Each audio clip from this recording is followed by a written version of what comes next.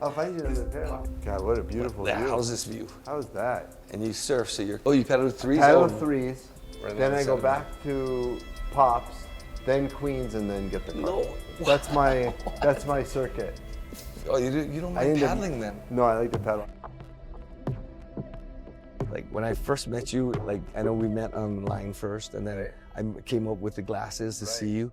And after I met you, I was kind of like, how can this guy be so humble? Like I can't. So I kind of looked you up, and there's so much information on you out there. But my whole thing is like why did you end up picking Hawaii to live in? Listen, I have a long history in Honolulu. My family spent so much time. I came to Hawaii my first time when I was 3 years old. My parents, we came, and it was a semi-annual at least trip to Honolulu. My parents stayed in the same room at the Royal Hawaiian for almost 55 years. Oh, no. So like a real tradition of being there, and just loved Hawaii. My parents were both beach people. They grew up on the beach in Southern California in Venice. They went to junior high and high school together, and they were just beach people. And the extension of being, we lived on the beach in Manhattan Beach.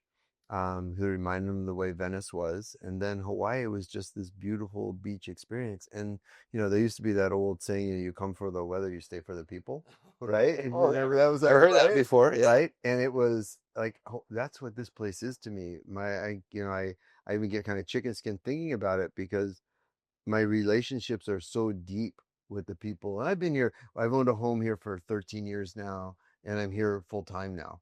And my relationships are so deep and so meaningful with the friends I have here.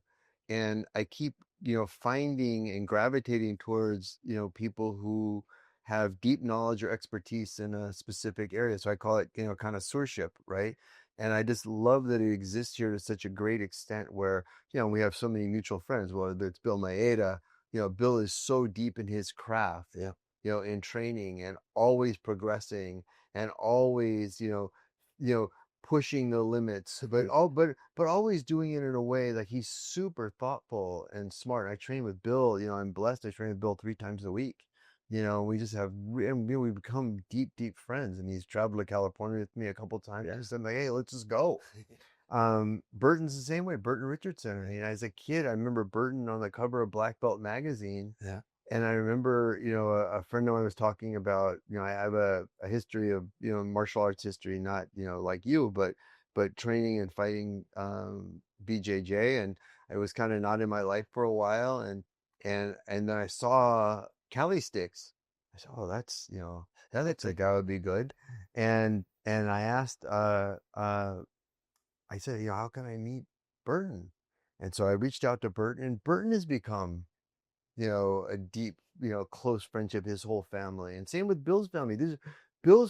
I will tell you, Bill Maeda's family, they're not only nice people. I've never seen a family where everybody is as nice to each other as they are. There's such a deep love for, obviously you love your kids. That family bond there is deep. Burton has the same thing. Yeah. So my wife trains JKD.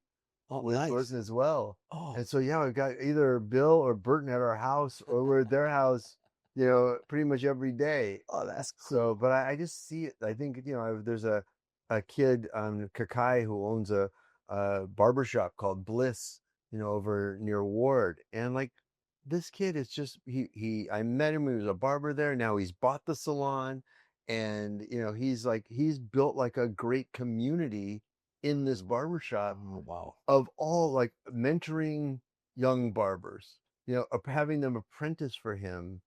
And then now he owns the place. And I'm just like, everybody, not everybody, but so many people I meet, on the mainland are like, oh, I'm an actor / waiter / model. Right.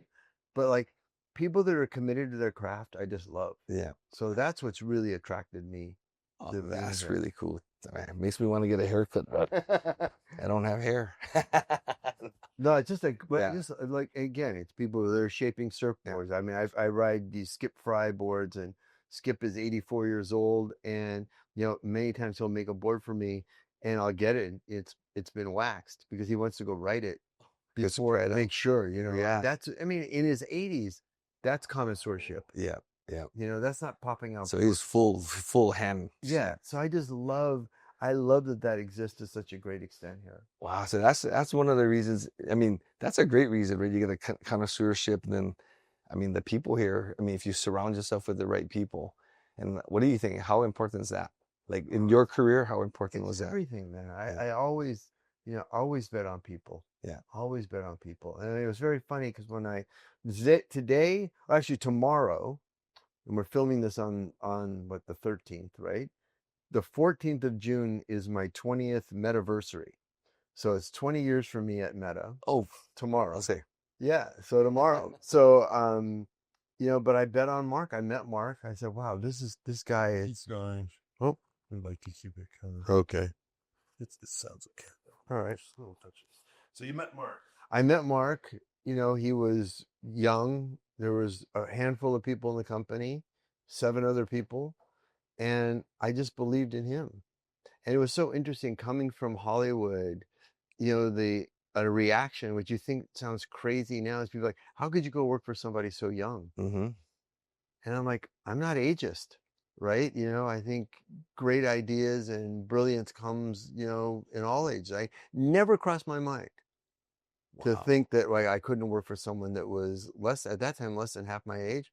That didn't matter to me, and never thought about it. So when people said that to me, I'm like, whoa, that's so not who I am, that I would think that way. But I've always been, I've been careful about picking the people that I'm close to. Yeah. I think especially in the world right now, I tend to like my dogs more than a lot of people, right? And but I was explaining, I was telling your colleagues that, the mayor, Rick Blangiardi, Yeah. and I worked together my first job out of school. No. So I've known Rick more than 40 years. Wow. And we were talking the other day, and we were talking about deep friendships and relationships, and think about how long I've known him. And we stayed in touch the whole time too, Wow. And he said, well, tell me, like, how is that different than the little town you grew up in? I said, well, if I'm coming back from surfing and I see somebody, I could have just gotten out of the water with them. It could be Randy or Ray or one of these guys that we surf with that we know. And like the social script is we pull over. Yeah. And get out of the car and talk. I just was in the water with him, but like we pull over. Yeah. And so a friend of mine on the mainland asked me, he said, well, would they be angry at you if you didn't pull over? I said, no, they'd be concerned. Yeah. They'd be wondering, like, what's going on? Is Matt okay? Yeah. That he didn't have time to get out and talk story. And, Yeah. So that deep, non-transactional relationship, I think is really meaningful to me. Yeah. I think I mean, like, I don't know if in California or anywhere else, like when we downwind, Right. so I get out at Outrigger, I walk to the road and I'm walking up, or we downwind all the way to Queens. I'm walking on the road and guys will pick me up and take me all the way back up to Keiko's, Right. And I don't know if I'd feel comfortable doing that anywhere else. No, but it's just, there's a, I think you're in a small place. Yeah. Everybody tends to know everybody. Yeah. Things get resolved quickly. Yeah. Usually pretty, easily Yeah. and well. And I love that vibe. Yeah. I love good. I love the trust and the community that exists here. And people throw community around, but community is real. Yeah. Totally. You know what? I'm really happy that you mentioned a few of those people that you stay tight with, like Burton and Mike and Shibuya, because I'm also good friends with those guys too. Right. So I guess I got some goodness in me, right? I picked some right people, no, right? Listen, I think you're you see, I follow you. I see your commitment to training and your whole history, and it's about, I think relentless, prioritization. Yeah. Right. Yeah. Along with the journey, it's ruthless in how you prioritize. And I think that, listen, Mike Akimo, we were talking about Mike earlier. I mean, Mike has committed himself to being an unbelievable father. Yeah. His love of God. Yeah. He's an unbelievable house painter. He's the best. Mm-hmm. And you drive around the community with him and you see, okay, he'll tell you, I painted that house and that house and that house, out of pride. Yeah.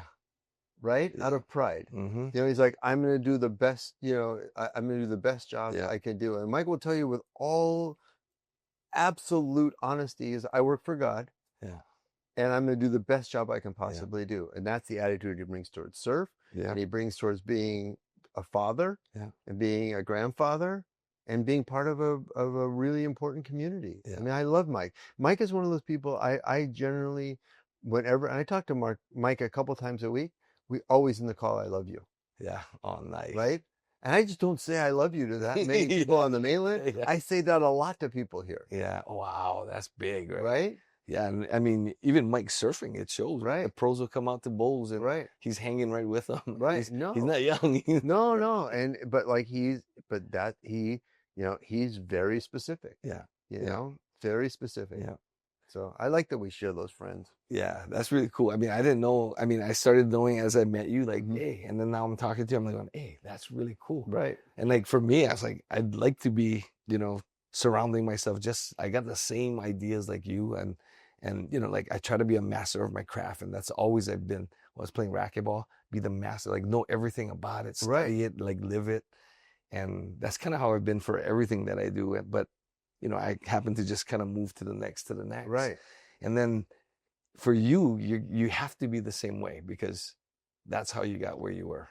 Yeah. I mean, listen, I learned a lot of lessons. I worked in Hollywood for most of my career before I joined. I mean, now I guess 20 years at Meta, it's a big chunk of my career, but I started my career in Hollywood and, in the TV and film industry and, it was a rough environment, man. It was rough. A friend, at the time, a friend told me, he goes, in Hollywood, you don't hope for your friends to fail, you hope for your friends to die. and I said, I just can't live my life that way. And it wasn't that I didn't want to surround myself with people who are like, I think luckily the era of bullies and assholes is over, right? I think they're just not tolerated in business anymore, and I like being surrounded by really smart, committed people. They're committed to their craft. Yeah. And I'm lucky to be working at a company where that commitment to craft, really matters. I mean, you're being surrounded by greatness, comes in all forms. So it's cool. Yeah, that's funny. You don't hope for them to get sick or anything. You hope for them to die. It's true. It's true. I worked with a guy. Heard that I work. It's true. And he didn't say it like it was like some thing that he like that's his like one of his lines. Yeah. No, he's like, listen. He goes, you don't hope for your friends to fail. You hope for them to die. And another guy I worked with, at the time, Daily Variety and Hollywood Reporter were like really important pre-internet. Yeah. Right. These were daily newspapers that came out of what was happening in the business. And, everybody in the business got them and they came out daily. Right. And so this guy I worked with, they would stack up on his assistant's desk. And I'm like, how could you, his name was Mike. I said, how can you not read the trades? Yeah. He goes, oh, I can't stand reading about good things happening to people I know. And I'm like, whoa, like that's, how can so anyway, I'm very happy that, I said, listen, it was a great beginning to my career. I love the work I did, but I have a totally different attitude about working than that. That's not me. So. And then there's this other thing. I want to ask you about this too, because I think you mentioned it somewhere, but I grew up like my grandparents, and I don't know what it is. I don't know if it's an Asian thing, but they always think the worst of stuff. Right. Like, I'm going to be the best racquetball player in the world, grandma and grandpa. Like, how do you think you're going to do that? I'm like, because of this, and you can't do this, and you can't do this, and what if this, and what? And so because of them, I've never thought like that. And I know you mentioned something, so I want to hear what your... Yeah, I mean, again, I think luckily I was surrounded, my parents were incredibly loving and were very supportive of all the things I wanted to do. Like, it was like I put way more pressure on myself than my parents put on me. And I really, as a parent, and one thing my father always told me, which I've carried through with my kids, he always said, I believe in you. That was the thing. I believe in you. And now when I write notes to, people now, I'll say, like I was writing some notes to some of my colleagues, on the 20th anniversary of being there, like I believe in you. And I think that's just a powerful, powerful thing. My daughters I have 30-year-old twin daughters, just turned 30. One went to Juilliard as a ballet dancer. Her twin sister went to Harvard and just went to Columbia grad school, and she's a writer. And like you know, this, and the thing and my daughters were dancers starting when they were 5 years old. And the number one thing people would say to you is like, oh, such a hard career. You know, like, you know, it's like, it's a short career. Oh, you can't make any money doing it. And I was always like, you know, that's their calling. Yeah. Right. That's what she has to do. That she's not going to go work on Wall Street. Yeah. You know, that's not who she is as a person. And I told her when she was, you know, you have to audition to get into Juilliard, and it's a wonderful place. And I actually was a trustee there. I was on the board there because it was the only true meritocracy in higher education in America is everybody auditions, right? It doesn't matter who you are. You have a number, you audition and do it.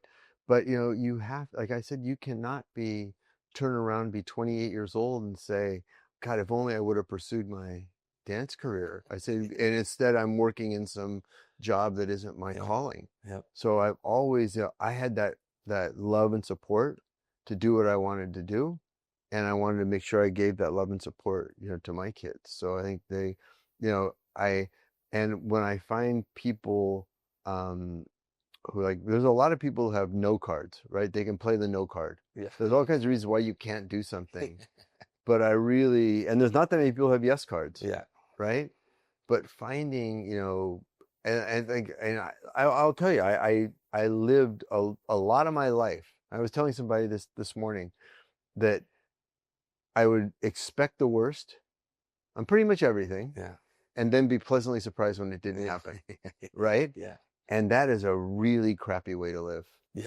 You know, that is not a good way to kind of start your day or to have interaction, because you feel like you're in a rocking chair, like kind of like falling backwards all the time. And I stopped it. I made myself stop it. And also, you know, 19 years ago, I was diagnosed with pancreatic cancer. And, you know, I had never been sick before. I'd never spent a day in the hospital. And I'm so grateful that I changed my attitude about life and living and the things that matter and being positive. I'm so glad I made that switch. And there must be some reason that I made that switch.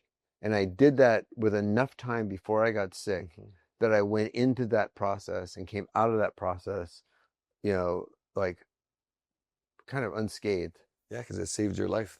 Yeah, I believe that. Yeah, I mean, I think attitude is everything, and I'm so grateful. I saw a quote from Steve Jobs today. He gave a commencement speech, and he said, you know, act as if every day is your last day, because someday it'll be right. Yeah, that will be your last day. That, right? I remember that. You know, that would give you chicken skin too. And so I feel, I mean, I think how you raise people, and, you know, I don't want to be, I want to be that uplifting, you know, best part of people's day, and especially my kids. Yeah. You know, wow, that's great. I mean, because like for me, it was like that. I was raised more negative. Like you gotta follow this trail, and you know, and that, I mean, I love them. And that's one of the things that I was going to ask you that, like some of the things, maybe you already mentioned some of the things that you liked about your parents, how they're encouraging, but mine was the opposite. So I kind of flipped it. And it was really weird because I heard that a lot about people. Expect the worst, and if anything good happens, be pleasantly stoked. But it's very fleeting, right? Yeah. Because you don't take any joy. Yeah. There's no joy in like, okay, I'm going to worry. The other thing is like 85% of the things you worry about never happen. Exactly. Right? Exactly. And so those are like good odds. Yeah. It is good odds. Right? Odds. So I don't want to, I want to be around positivity. Yeah. Because negativity is incredibly infectious. Yeah. Oh yeah. You know, it's easy, right? I call it the over the cliff bear hug, right? Someone's going down and they try to, you know, take you with them. And I just try to stay out of that. Well, just like they say, right? To build a bad habit, easy. Yeah. To break that bad habit, very hard, right? Very hard. I know. That's for me. Those are some of the things. What's funny is I've actually never sat down and talked to someone about that.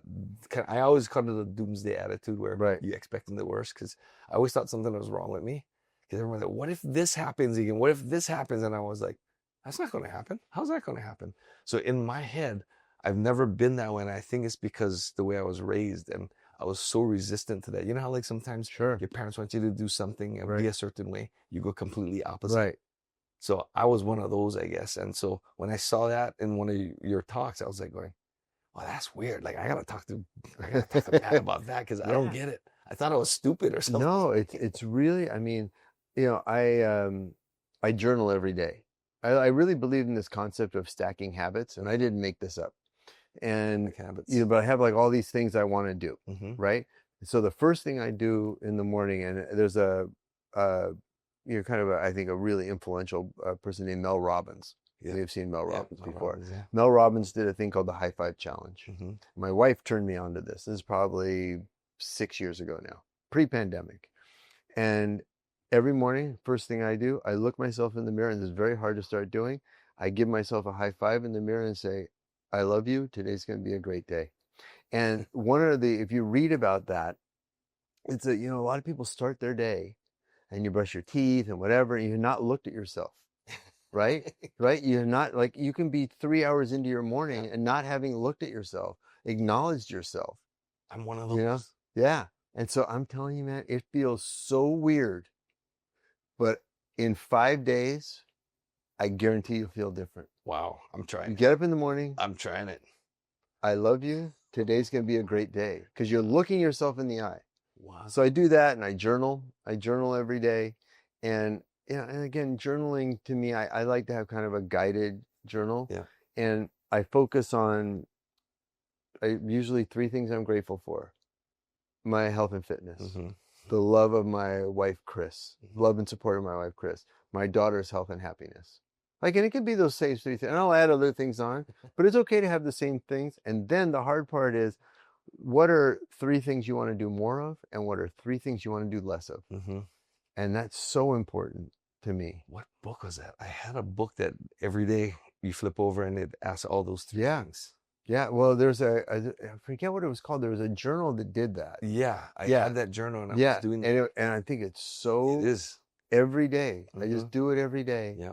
And just those good reminders like that. Yeah. And then you end up like, my day starts really early now because I'm high-fiving myself. I'm writing in my journal, doing a little meditation, standing on the power plate, sitting in front of the red, doing my old man squat in front of the red light. Yeah. I do 20 minutes in front of that red light, doing my old man squat, Yeah. every morning. So. Oh my gosh. But pretty soon you're going to be up at 4 like me. Or are you already up at 4? Yeah, I'm You're there, at 4? man. I'm there. Oh, because everything I add in. Yeah, you back the day up. Yeah. And everyone's like, my wife was like, why you got to get up at 4 every day? Because you got all the stuff to do. Yeah. And she goes, but you're not doing anything in the gym yet. But I'm in the gym right. and doing all my stuff, right? So I'll add that one in. So you look at yourself in the mirror and what do you say? I love you. I love you. And high Today's going to be a great day. Today's going to be a great day. Okay, I got to remember that. And just the power of looking at yourself. Listen, I don't love what I see every day when I look at myself in the mirror all the time. I'm like, right? The guy's getting okay every time. Yeah, it's okay. But like, just to acknowledge yourself, right? I think is really important. Yeah. It's funny because I always tell my wife, I said, why do we have this big mirror in the bathroom? Right. I never use it. Yeah. I never look at myself. You got to do it. Wow. You got to do it. That's been years now of me doing that. And I rarely miss a day. Man, that's going to be one of my, I'm going to add that as a non-negotiable. 5 days. Yeah. You'll feel different.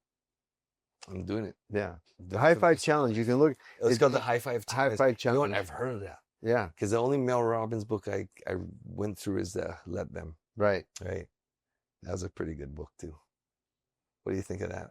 Yeah, I think Mel Robbins is great. I'm a big Tony Robbins is actually a friend of mine. Oh. And amazing guy. And like, his wisdom is so deep.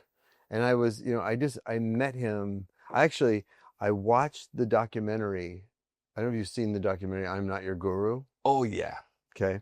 So I watched that with my mom, who was in her late 80s at the time, my wife, who's, a lot younger than me, and 3 of us watched it, and we were spellbound. Like this, I had no context on Tony Robbins. I knew he was a motivational speaker, but I had not seen him, do his thing. And I knew how to, after we watched it, I have a friend who I knew him. And I called him and I said, hey, I got to meet Tony Robbins. And he goes, I think he's going to be in LA tomorrow. I said, great. So within 10 minutes, Tony Robbins texted me. He said, I'm in LA tomorrow. Do you want to come have coffee? Oh. Wow. And he's just been like, I just find him, he has been so selfless in helping me with health things. My personal doctor is Dr. Stephen Gundry, Yeah. Oh, who I met through Tony. Tony. Yeah. And Tony is just like, that guy gives so much. He's just went through his whole book that his amazing guy came out with. Yeah, his health stuff is he's like, he takes our life hacking to the next level. I noticed that. I tried to pick up some of them, but I was like, some of them's a little bit out of my range. Funny, now that you said that, I remember watching that, and I went and tried to get onto one of his courses. Yeah. Yeah. So I was actually doing it for a while. He's invited me to go to Date with Destiny. Oh, yeah. Which is 5 days in Florida. Yeah. And like, let's commit to going. I'll go with you. We'll go. We'll go do it. Cause I want to go with a friend to do it. Yeah. It's like, it's not a vacation. No. It's like 5 days of 12-hour days of hard work, but it's a good investment in yourself. Yeah, let's go. That'd be interesting. We'll get Bill and Burton. So okay. That'd be fun. Yeah. I know, that's super cool. Wow. Yeah. So tell me about your surfing. So I know you like surfing, right? And then you bought a shorts company, Birdwell. Yeah. So kind of tell me a little bit about that. Like how much you obviously love surfing, and you like shapers hand shape and want to try out your board first. And yeah, I mean, listen, surfing is, it's such an important part of my life, and it's so funny because a friend of mine, he was my best friend in junior high, who I had not seen in 50 years, came over to the house. He was visiting Honolulu and came over to the house yesterday, and we were talking about surfing when we were in junior high together. And I told him, I said, I have the same like FOMO if I don't surf now as I had when we were like 12. Like, and like, oh my God, I missed the day. Like I was telling to you, like Randy texted me this morning, he's going to go surf, and I didn't go. And I'm like, and my wife is like, listen, man, like you live in Hawaii now. There's plenty of surf to go around, So if you miss a day in your mid 60s, you're going to be okay. So I just love it. It's such a magical time for me in the water. And to me, like, the social element is such an important part too. Yeah. I have my little route where I kind of paddle, to like Threes, to Paradise, to Pops, to Queens. And, that's kind of my circuit. Yeah. And like just those deep relationships I have there. It's so funny because like on my Apple Watch, I've got a little thing with a little road ID thing. It has my name and who to call in an emergency, because I realize the people I surf with, like they all know my name, but none of them know my last name or who to call, So I'm like, these relationships I have are deep,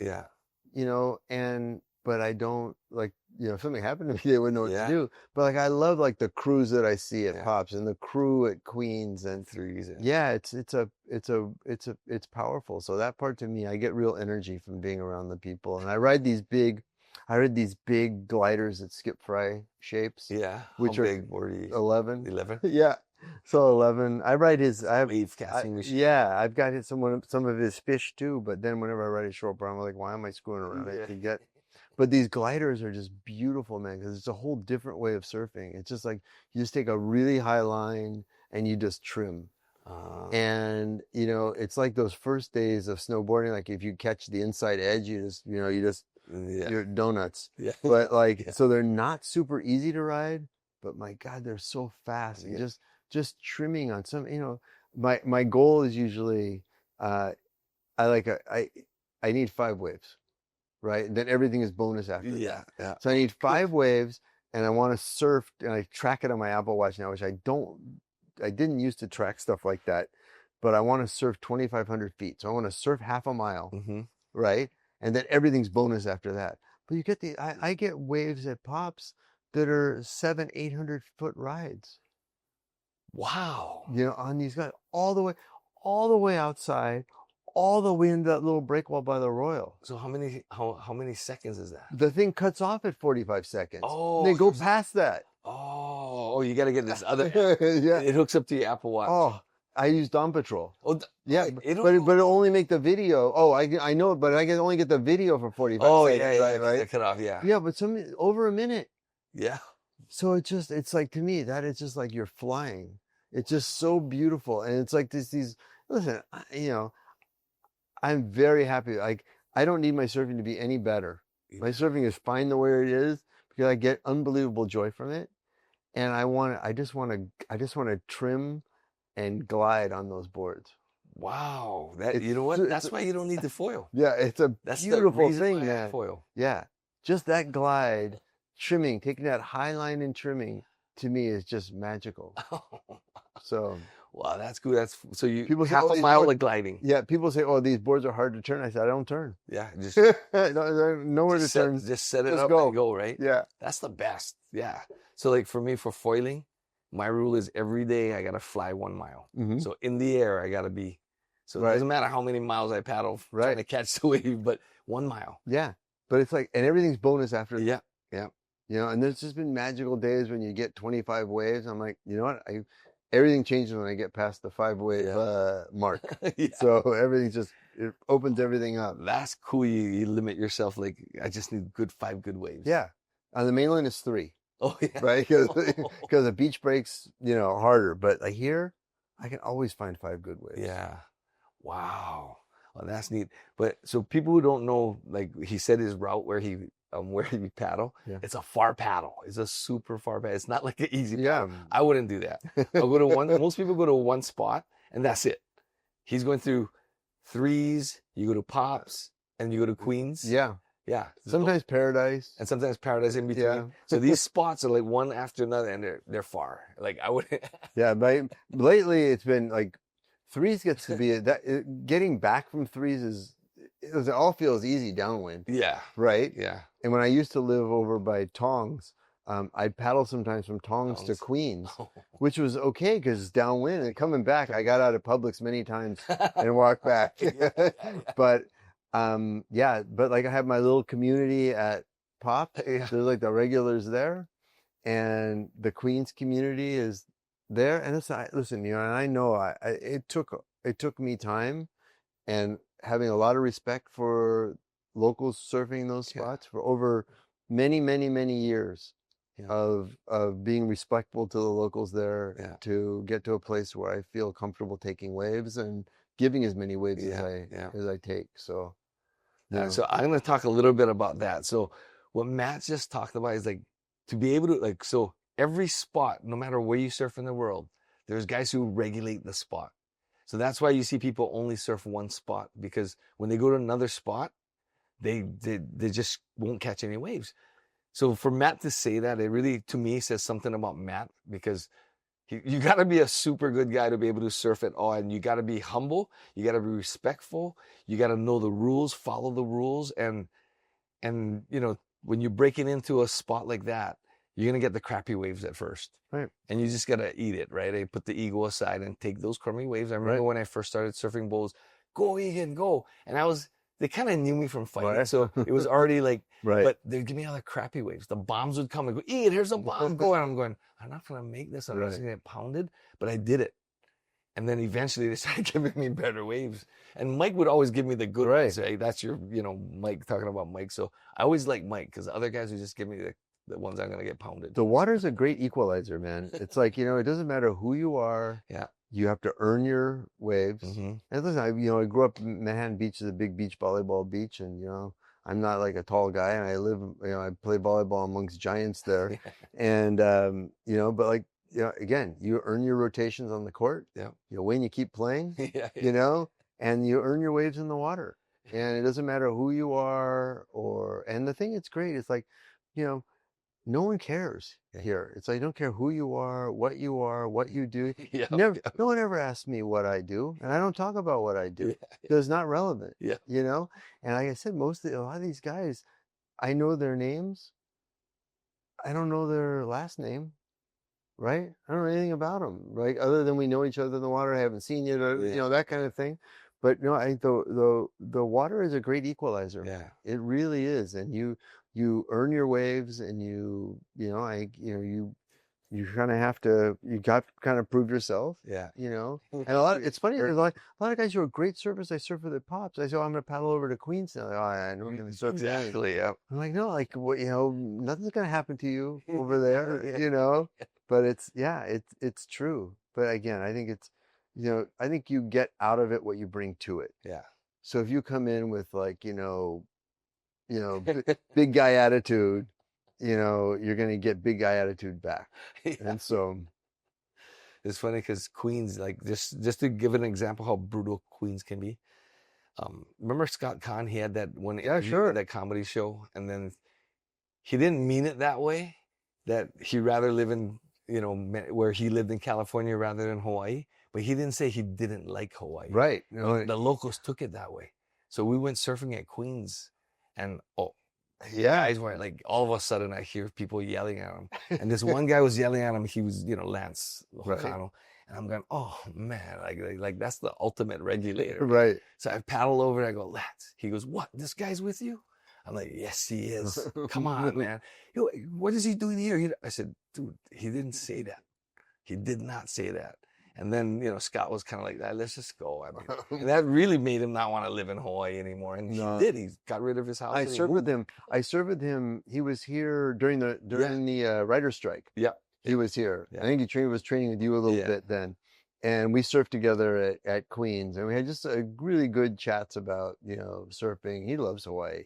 I think that's how he got these birdwells. Yeah. Because he usually wears these ragged, beat-up birdwells that was 100 years old. Like, and all of a sudden I saw him with new ones. And I had no idea, and I kind of put that together. Super good guy. Yeah. And really good guy. Surfs really well. Yeah. You know. Super good in Jiu-Jitsu. Yeah. Like he said, yeah. Yeah. Super good. You know. And super interesting family. I just read a thing after we were hanging out a bit. I was reading stuff about his father because I always loved his father. Yeah. You know, Sonny, you know, and Godfather. Yeah. And his father stopped working for 7 years or 8 years to be with Scott. Yeah. You know, as a father. Yeah. And I thought, well, that was put your career on hold. Yeah. You know, right then, you know, that was pretty amazing. Yeah. Yeah. The dad's the hard love. You know, he was a cool guy. You know, and I, one day on the Hawaii Five-0 set, Scott goes, hey, I want you to meet my dad. So I went over and the dad goes, oh, so this is the jiu-jitsu instructor guy. He grabs me and tries to throw me on concrete. Like seriously, and I was going, wait a minute, no, he's for real trying to. And I looked at Scott, and Scott's going, oh.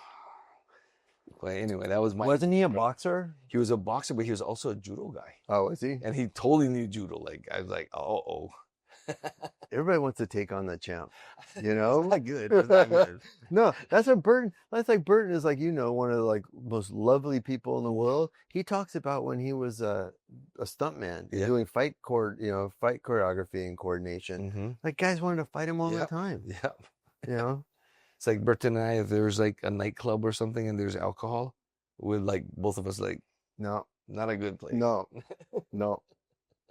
I haven't. Listen, when I was training jiu-jitsu hard with Tiago Vela, you know, he was sober. And so I stopped drinking. That's almost 30 years ago. Oh, I haven't had a drink in 30 years. Wow. You know, and I was not a big drinker. I didn't have a drinking problem, but I'm like, okay, I got to keep my weight under 150 pounds. You know, I'm with Tiago all the time. He doesn't drink. Yeah. So I stopped drinking. That's great. So yeah, too complicated. Makes your life complicated. Yeah.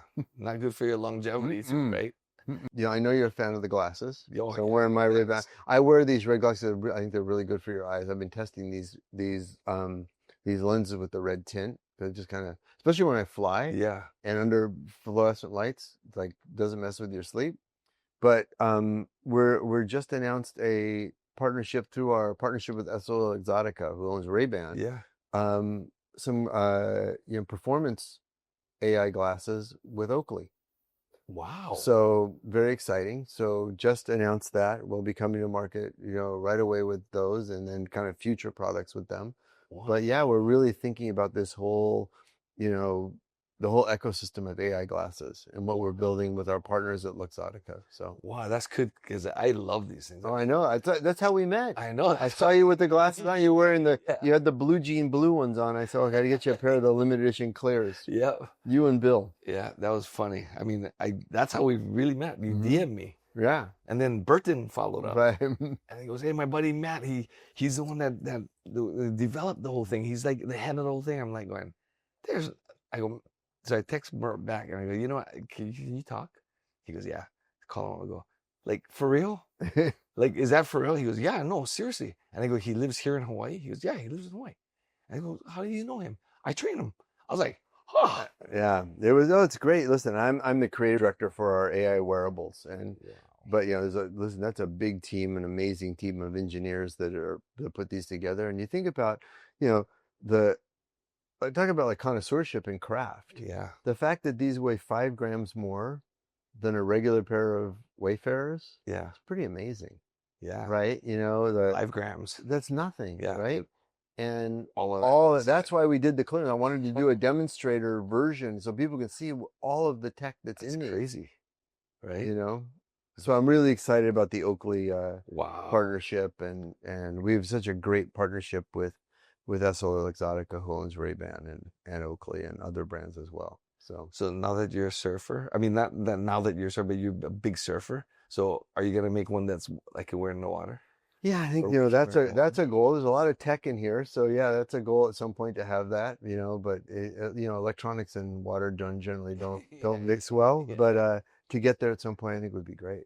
Wow, that'd be cool if one day you guys have something like that, right? I don't know. Again, it's one of those things too. I love capturing all that stuff, but like I also see all these GoPros in the water.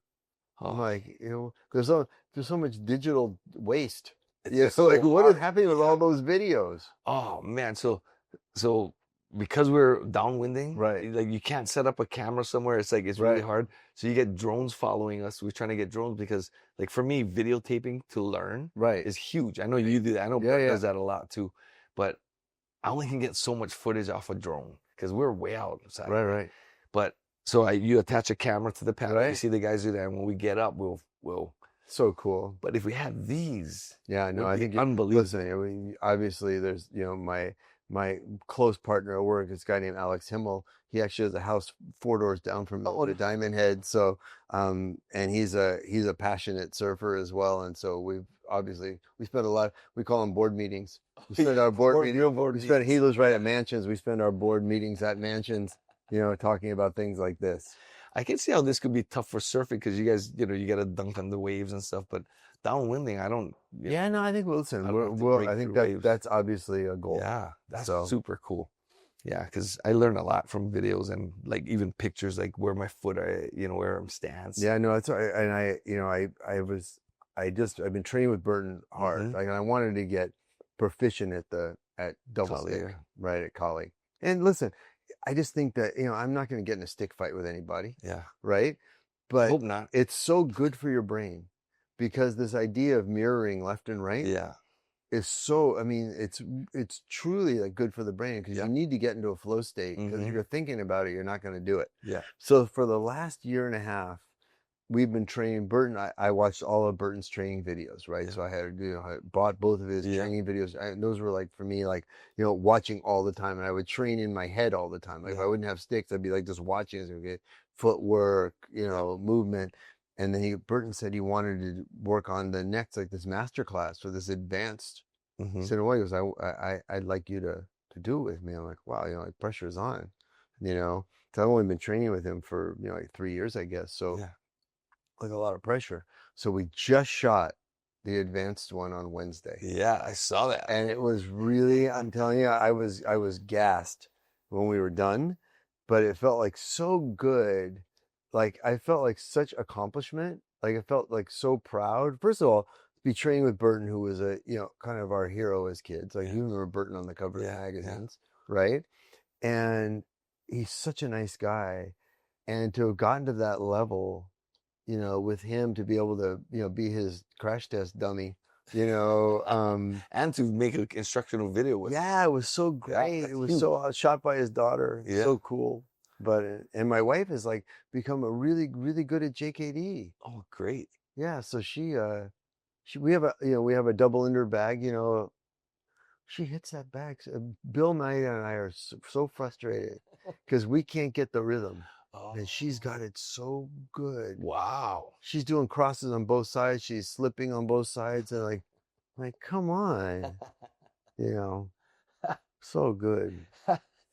So wait, as you grew up, besides surfing, what is something else that like you played in the sports, or were you into like Yeah, no, I Marvel or anything? played, like again, like when I was a kid, you were a kid, you didn't have to, there was no such thing as kind of specialization. Yeah. Now kids have to pick a sport when they're 10, right? But we were all played multi-sport, water polo was always the sport of surfers, now it's a big man So you're a sport. water polo Yeah, player. it was a no wonder big, you can but paddle. now it's a big man sport, right? Oh, You see yeah. the guys now, but then it was just like, can you swim? Yeah. Right? Yeah, And now they're monsters, those now guys. the guys Yeah. are so big.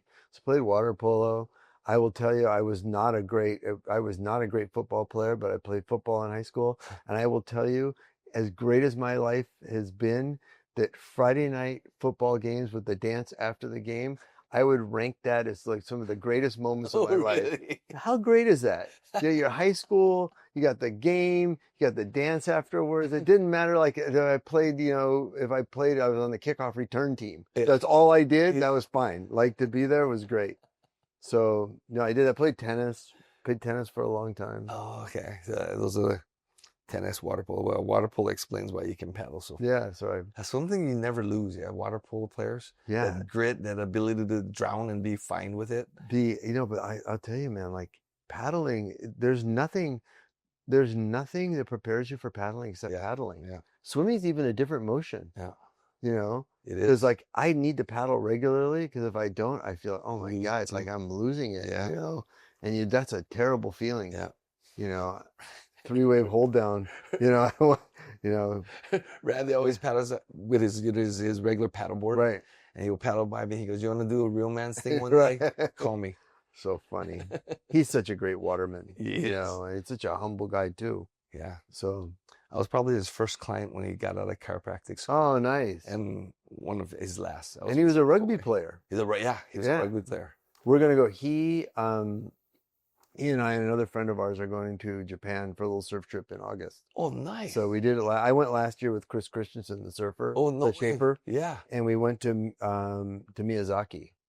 And so I was telling these guys about it. Like I told you, Hawaii is run by lunch clubs, right? Yeah. So our lunch club, we said, okay, we should go. So we're gonna go back to Miyazaki.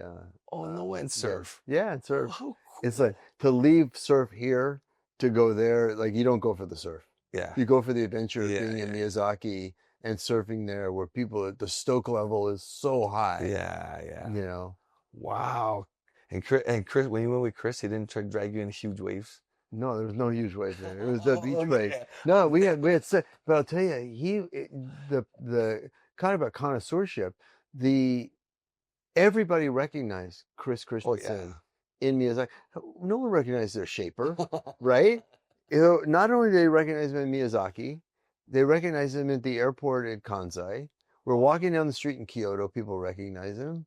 Yeah. So it's just, it was great. It was such a fun trip. We got caught in that big earthquake. We were there during the 7.3 earthquake. Oh, really? Yeah. Wow. So that was trippy. But so you travel quite a bit, because I remember when you guys went to just train with Weck and do all that. Yeah, Bill and Burton came to LA with me. We went to the yard in Hermosa Beach. Yeah. Trained with Troll Subin, who's been a friend of mine forever. And he's another one of these guys who like turned me on to Katsu, 15 years ago. Turned recently this chair is called Shift Wave, which are these pulse magnetic. He turned me onto that. He's a WEC guy too. So the soul steps and all of that. And, WEC was with the Bosu Ball guy. Yeah, Bosu Ball guy. All that stuff. I just love. I mean, again, I love people that go super deep down with it. So you got to meet Danny in the salon too. Did you go train with him? No, I didn't go that You missed night. that one? It's a good thing I didn't go, because Burton's like, you got to go. And Bill's like, you got to go. And I was having, not too much information, I was having a colonoscopy the next day. Oh. So I was doing my prep. I'm like, I feel fine. I feel fine. So I called my doctor, and he was a buddy of mine. I go, I think I'm going to go do this training tonight. He goes, you out of your mind? Because you do not want to be caught there in the middle of colonoscopy prep. So I didn't go. But I feel like, how lucky is it to be, you got Bruce Lee, Dan Inosanto, Burton. To me, it's like, this, actually, I'll tell you a funny story. This bracelet belonged to Bruce Lee. No way. Yeah, this bracelet belonged to Bruce Lee, and I saw it at auction in 2012, and it was like some memorabilia auction, a bunch of Bruce Lee stuff, and it was online, and I was bidding on it. It didn't sell for a lot of money, but I missed it. And I was so bummed out. Like, fuck, there's good power in that. Yeah, bracelet. I own that bracelet. I'm a huge Bruce Lee fan. And I looked there. I searched. I searched and searched, and like for years. And then for my birthday 4 years ago, my wife had found it. Wow, she found that bracelet with the paperwork. So when they bought it, the auction put it in a estate sale, and she found it. So yeah, so I got it. And then tell me about that watch. Okay, so this is Eddie. This is a tag watch that the Eddie Aikau was in honor of Eddie, and it was in Japan only. And like, you know, again, I think Eddie kind of represents that connoisseurship in Hawaii, a commitment to ocean safety, commitment to community and spirit, and, you know, was lost, you know, as a lifesaver. Yeah. And so to me, like, there's just great power and in a great man and a great family. And through Mike, I met Uncle Clyde, and, you know, I'm so happy. I had conversations with him before he passed. So you've seen, how many Eddies have you gone to? You know, I kind of went to, I was at Quicksilver, so I went before it became as fashionable as it is now. Oh. But I had an amazing year. The year that what was the year that Andy won? Oh, so you were there. Oh, I was there too, and it was so funny because I can't even remember how this happened, but I somehow had. Oh, I met Dennis Hopper at like Sundance Film Festival. And we started talking about surf. He was a photographer. And I said, hey, you know, if the Eddie happens, would you ever want to go? He said, oh, I'd love to go. And then the Eddie happened, and he came. And so I was at the Eddie with Dennis Hopper, walking around and taking photos. Yeah, wow. Yeah, up on the cliff, you know, down on the beach. It was just awesome. Oh, cool. And I just like lucky to be, you know, again, talk about like an amazing actor and, you know, great artist. Yeah. Photographer. It was just so cool. But that was the only one I've attended in person. Wow. But it was powerful. Oh yeah, the Andy's amazing. Yeah, I was at that one like too. Yeah, that was a big one with Andy because he died that year. Right? Yeah. Yeah, that was an amazing. But again, you know, you get to be kind of at a certain point, age, whatever. I don't need to do things multiple times. Yeah, but like I don't need to go to another Super Bowl. That one thing though, that Eddie, I don't know, something about it. Yeah, I felt the same thing. Like he was like, I'm never going back for like that traffic and that crowd, right. But something about that, I just can't like gone back. No, I just love the power of people coming together. Yeah. Yeah, I did a really interesting thing, and I'm like, you know, I'm practicing Buddhist, so you know, so from a spirituality standpoint, but I went for a work trip. We were in Jerusalem, and we went to, you know, and everything's very close. You got a mosque here, you have the Wailing Wall there. Yeah. You got the birthplace of Judaism, you know, the birthplace of Christianity, and there's the Church of the Holy Sepulchre, which has this stone. And those of you who are like religious, you know, scholars, I may get this wrong, but it's the stone upon which Christ's body was laid, you know. And whether that's true or not, I don't know.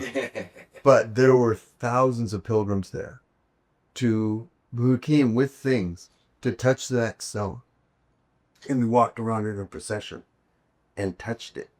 And the stone had unbelievable power. You could feel it. And I'm like, I don't know if the point of this is the power came from the people were putting into it. Mm-hmm. In their belief that that's what that stone was.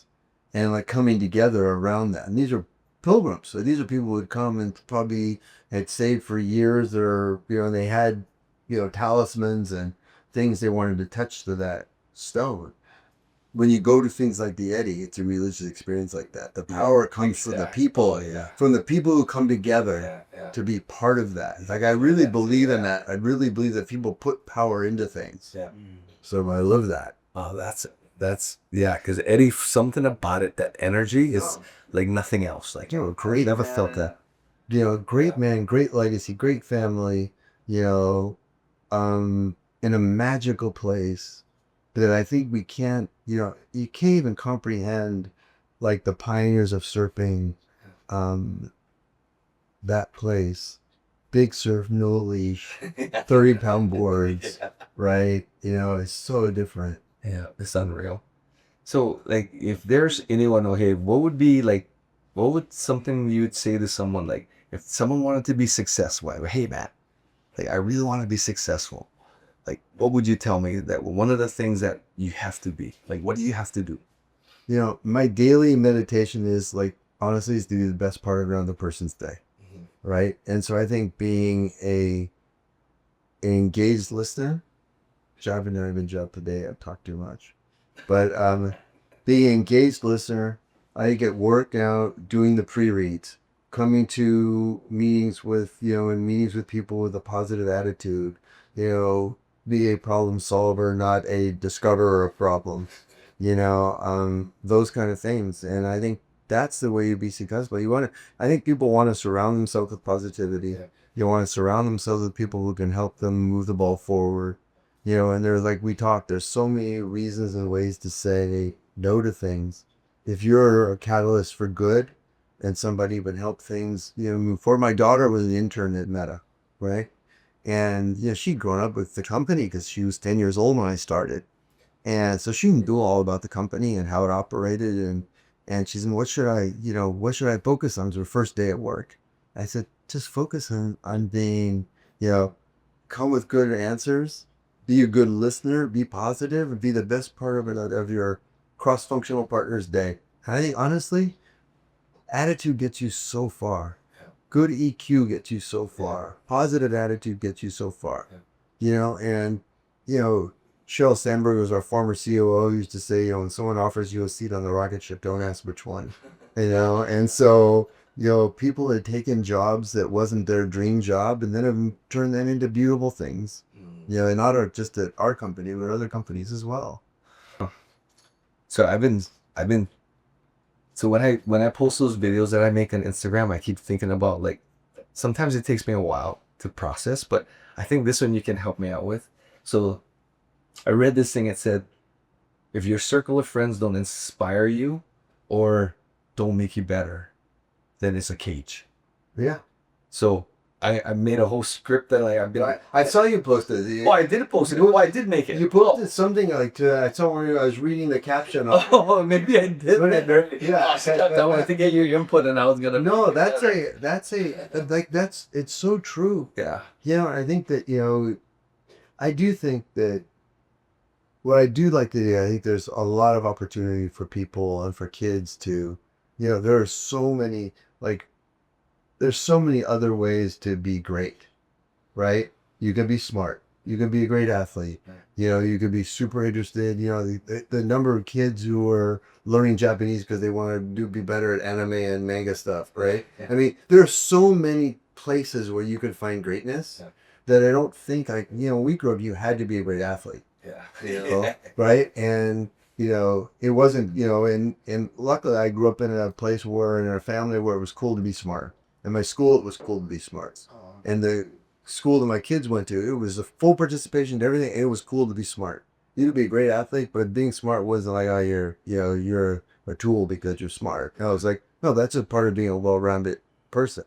And I do think that there's an appreciation for expertise, and that expertise could be down, really deep rabbit holes. Yeah. But I think people find their tribes that way.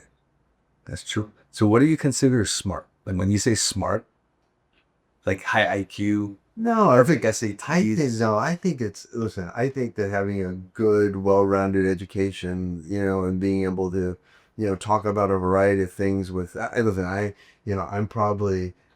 I'm like very broad, but very shallow. Like, I'm like half-inch deep, but like a mile wide. So I can do like 5 minutes on any subject, a food cocktail conversation.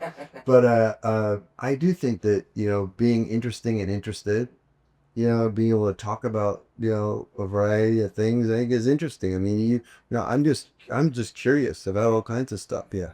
And so I think that curiosity I think that's what it means to be smart. I think, listen, if you look somebody in the eye, if you're having a conversation where you're looking them in the eye, and they're the most important thing that's happening in front of you at that moment, you feel good, they feel great, right? And so I think being smart that way, I think is really key. You know, being engaged and being able to have a conversation, but being able to say like, I don't know, but like I'm gonna find out. You know, like I had a long conversation yesterday with this woman about mouth taping. Oh, okay. Right? Yeah. Which I've been doing for, and she was the dental hygienist. She said, oh yeah, she's saying something about wearing, like, you wear your mouth guard at night. I said, no, but I carry my mouth guard in my pockets, I'm getting them. And she laughed, and I said, yeah, but I have mouth tape. She said, what do you mean? I said, I tape my mouth at night. And there's a whole book called Breathe. Yeah. This study was done at Stanford on mouth breathing versus nose breathing and all the physiological of that. Yeah. She's like, how do you know that? I said, because I was interested in it. So I think I converted another mouth taper. Seem to try it. Yeah. Yeah. Do you do that? I do. And not every night. Some nights if my nose doesn't feel like it's real clear, Right. I won't do it because I'll rip that thing off at night. Oh, the first week, like you feel like someone's got, waterboarding you. Mm-hmm. And sometimes the tape wouldn't come off. Yeah. And I'm panicking, like, can't breathe. My nose is clogged. Yeah. The thing, every morning I do Wim Hof, and you know how Wim Hof, you do the breathing and then you hold your breath. Right. So good thing I know I have a 3-minute span. Yeah. Before Has Bill talked to you about othership? Which is, he mentioned it. Yeah, he comes over, and Bill is not like, he's not like a super emotional guy, right? So he tells me that, he goes, we're going to try this othership breathing thing together. And he goes, blow me when he goes, I did it. He goes, I cried like a baby after I did it. I'm like, that's not the Bill I yeah, but okay. So I did it. And you go through this breathing, it's 27 minutes, this one. And it's called Inner Child. It's on YouTube. Yeah, you can get it on YouTube. And you do it, and you go through this very guided breathing. And by the time you're done, you're holding your breath for 2 minutes 45 seconds. Wow. The first time you do it. Wow. I had to build up to that. And you do it the first time you do it, but it's about getting super super oxygenated. Yeah. And then you see all these and what it was in this stuff was all done as a way to treat PTSD instead of using psychedelics. Yeah. And so I saw all these amazing colors. I do it now. Wow. I see psychedelics. You see these amazing colors, and ended it, cried like a baby. No way. Yes. It was funny. So he told me that, and I go, I don't want to cry. Yeah. He's gonna try to. I'm not crying. No, but not crying in like, oh my God, like I experienced a bad thing. Yeah, no. Crying, just like this complete release of emotion. It's really good. All right. But you can't do it every day. Yeah. But All right, I might try it. You should try it. Now that you You'll say like it. I know. Try it. I don't want to cry, man. I don't like to cry. But No, it's not. As soon as you say it, it's not crying from sadness. Yeah. It's crying a release of emotion. Because one of the guys I trained, he went and did the psychedelics for that same thing. Right. And the same thing. He said he just couldn't stop crying. Yeah.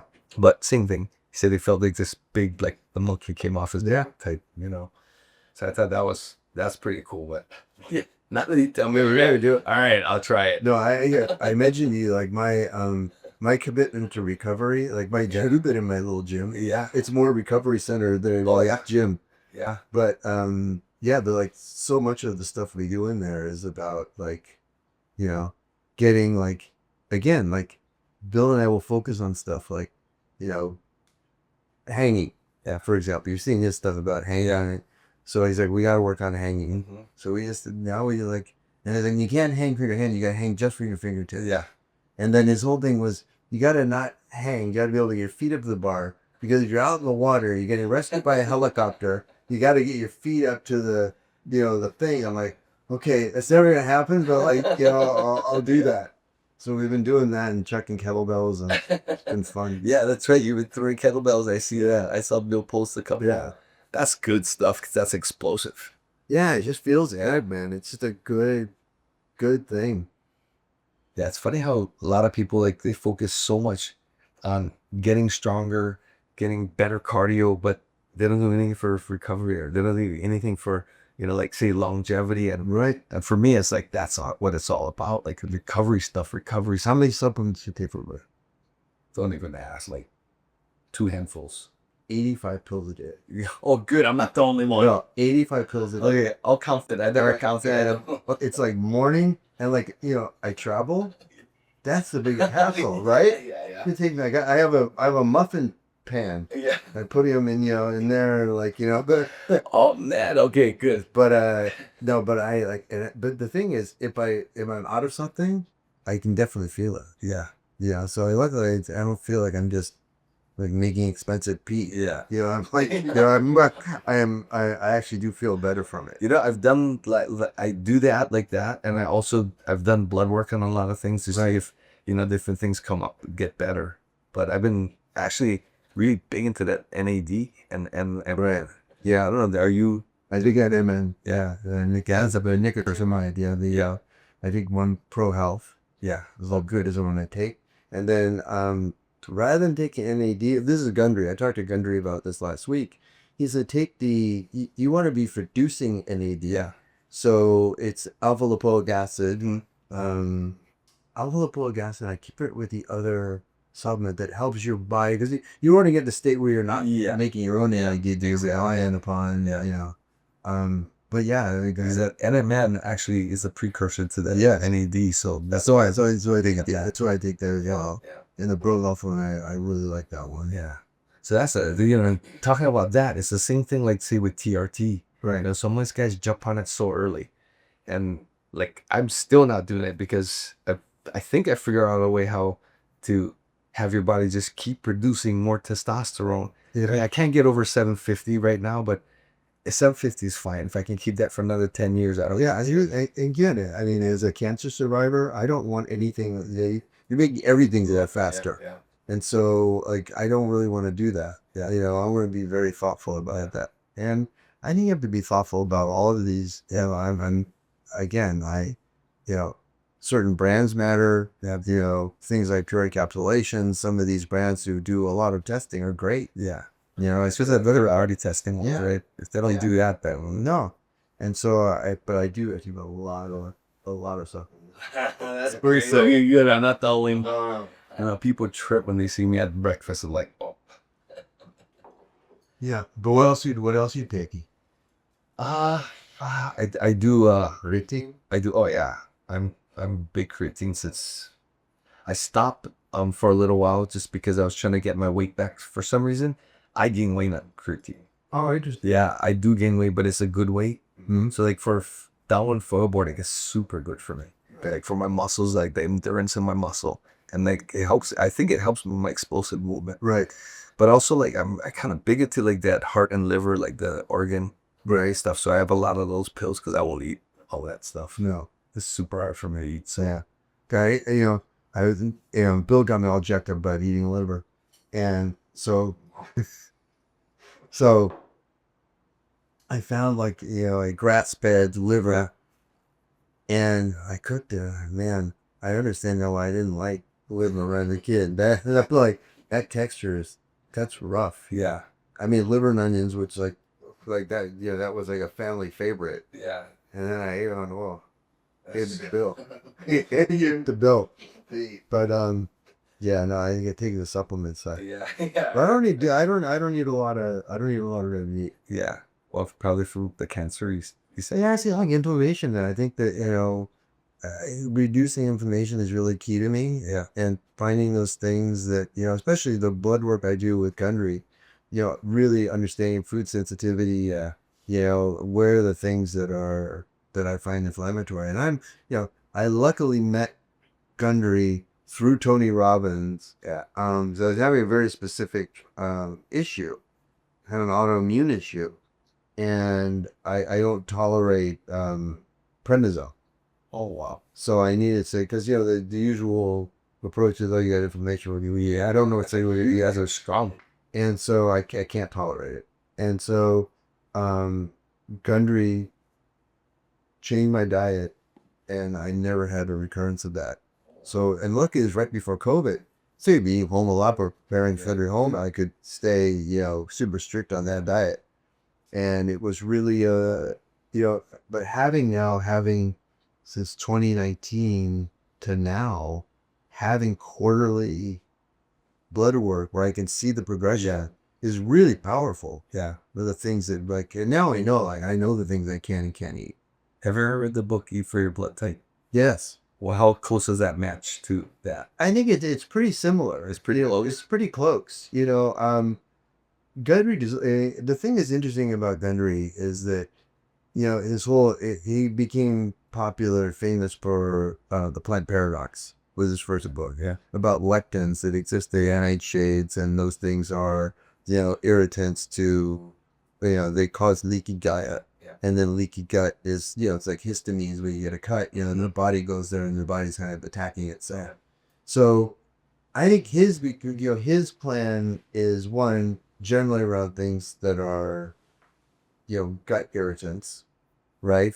And then it's gotten very specific, for me and for my wife, about what are the things specifically that we're allergic to. And things that we had high sensitivity to when we first met him, like gluten. We weren't celiac, but we had, a fair amount of gluten intolerance. When you take that out of your diet for 3 years, you can start reintroducing it in a way where you don't have those issues. Yeah. So I think that's something super interesting. Yeah. That's really cool. So actually, you could really see, like, just talking to you about other subjects off of what you're an expert at, you can see why you're an expert at that. And then, as far as being successful in my mind, right? It's because exactly why you want to live in Hawaii. Yeah. Exactly that. Yeah. I mean, listen, I feel so blessed to be here. I mean, if honestly, I wake up, and where we live, and with my amazing wife, and my kids are happy and successful and healthy, and my two wonderful dogs, and, and I'm doing the stuff I want to be doing. And, I just feel so blessed to be here. I mean, what a amazing place to be in. The mainland feels like a very angry place. And I just don't feel that here. I feel like, the Hawaii is the most remote place in the world. And it's very nice to be here. So, like, when I was playing racquetball, so many times I had so much better offers. Like, if I played racquetball, I lived in the mainland, did the club pro at this, like, but I was gonna make so much more money. Right? Then Jiu-Jitsu came around. And then I was like, Ian, if you can open up here, here, and here, and this is how much you can charge. Like Texas, like, guys are paying big money. But it's like, I can't leave Hawaii. It's one of the, I love that. I just saw you posted go visit one of your students who opened a dojo in Montana. Yeah. How great is that you just showed up? Oh man, that was funny. Right? Did you blow his mind? Yeah. Oh yeah, he like got a little teary. I Didn't bet. catch it on camera, but I couldn't believe it. But yeah, and for me, it's like such a good feeling to see one of my students like that, or like Barrett, right? Right. It's like amazing. Don't you think though that, like, especially with martial arts, that there's like you build these really tight, loving bonds with people that I don't think you get in other sports. I don't think so. Yeah, Right? because I mean, like Hansel and I, we fought each other, and Right. like we're like brothers, man. Yeah, but it's not like you didn't like him. No, Right? no. It's just it's super interesting. Yeah. Super interesting. Yeah. And Burton, I mean, Burton's been with me. Like, he probably got Yeah. crazy stories. I mean, we did a podcast. We didn't even get to half of the stuff Right. that he and I. No, he's like he Burton's unbelievable. I trained, he got his black belt at Machado, I think. No, I gave him his black belt. Huh? Is Jiu-Jitsu that? Yeah. Yeah, I gave him his Yeah, yeah, okay. And but he was just training in Beverly Hills. Yeah. Right? It was at Machado. He started. Yeah. He was a Machado blue belt. And came to me. And there's a guy named Manami Matani Yeah. who trained there, who was, who was probably 105 pounds. And so, but I like super strong. I trained with him a little bit. And then my wife and I trained Sistema with him. Oh. Do you ever see Sistema? Yeah. It's unbelievable. Yeah. It's not a martial art. It's more of like a self-defense. Yeah. But it just gets you so, it's about being loose. Yeah. About not tensing up. It's like, and it was like such a good, like, it was right before we moved here full time, but having that kind of background in that, but like those relationships with those guys you train with, it's like, it's deep. Yeah. It's really deep. Yeah. That's really cool, right? Yeah. Yeah, neat. So I just wanted to go back to like you said, you bet on people. Yeah. So when I was younger, and this real successful guy that I tried to hang around as much as I could, and I was in a racquetball club, so Right. a lot of successful people back then. And this one guy, I said, man, I just want to be like successful. What should I invest in? Like, I got some money, I just won. Like, what can I invest in? And he goes, what's your best investment? I go, yeah, what is it? He goes, yourself. Right. And I was like, oh my gosh. So talking about that and he goes, you got to bet on yourself. You got to bet on yourself. And through the years, I mean, I don't know if you remember when I fought the guy, Marcelo Tiger. Sure. I bet my whole purse that I was going to beat him. And I didn't think I was going to beat him. I didn't know what was going to happen in that fight because he was outweighing me by 20 or 30 pounds. But I had some guys who were betting and they're like, Ian, hey, got plenty of guys saying that you couldn't beat him. I said, I put my whole purse on it. Right. And I thought about this guy. And then now you're talking about, and then you mentioned earlier that you bet on people. And not in that same way with money, but how do you pick? Like, because like say in the fighting world or whatever, like you go to Vegas, got odds. Right. Right. And you look at the odds of this and then that's how you pick. How do you pick? Like, how do you bet on people? I mean, listen, again, I haven't made that many bets. Like I've been at places for a long time, so, but I found people that like I don't suffer bullies, right? I just don't. So I judge people based on how they treat me and how I see them treat other people. If I see people who treat people with respect and with love, those are the people I want to bet on, right? I just don't, I just don't like, it's so easy to be a bully. It's so easy to fall behind that and pick on the underdog and, and just like, kick someone when they're down. That's a sign of such weakness to me. I just don't want to be around people like that. So people who are lifting other people up, I give every quarter in our group at Meta, it's now, in the thousands of people, we give an award called the L3 Award. And it's for people, are you a lamp, a ladder, or a lifeboat? And so that used to be my mantra. Like, are you, how do you you should be a lamp, a ladder, or a lifeboat? Are you shining a light on people and say, hey, this guy's doing amazing stuff? Are you a ladder to help them get, to climb and get where they need to be? Or are you a lifeboat? Are you rescuing people that need help? And so that's the award we give now every quarter. I did it Thursday. So it's, and it's not for like, this was the fix of the month and you solved this thing and we made more money because of it. It's no, and yesterday I was so happy because, and it's all vote. We all vote. Everybody in the division votes on this. And they voted, the lifeboats were the admins, were our admin staff. Wow. Because these are the people behind the scenes that are scheduling the meetings, that are making our offsites happen, that are keeping it all running and working on scheduling. And they are amazing. So they were the lifeboat, and so if I think about, if you fall into one of those categories, like those are the kind of people I like. Oh, wow. But I think being a lamp, a ladder, a lifeboat that's a really good thing to think about. That's a good one. I like that one. The other one, and it's funny because I used to make these rubber stamps and I would give them out at Christmas present. There was a lamp, ladder, lifeboat one. And then the other one I think is really true is the thing that screws us up most in life is a story in your head of how it's supposed to be. Right? Yeah. And so, and it's really, to me, we all have this story in our head of how we see things going, right? Good or bad. Yeah. And that's the thing that screws up us because, there's a place you're going to get to. And I saw it a lot during COVID, especially with, young people that I work with, because that was going to be the year they're going to meet somebody. That was the year they were going to get married, and they're on this path. Then COVID happened, and they're stuck in an apartment with a roommate, And I'm like, that story in your head, man, that is the one that's going to screw you up. Wow. So I really do believe that. Wow. I think we get these stories in our head, these scripts in our head. Yeah. So, oh wow, look at this. Oh, you I didn't know this was coming. So Matt, don't feel forced to eat the red meat, but no, I want to. That looks good. Yeah. Yeah, good. Yeah. Here you go. Gundry just found.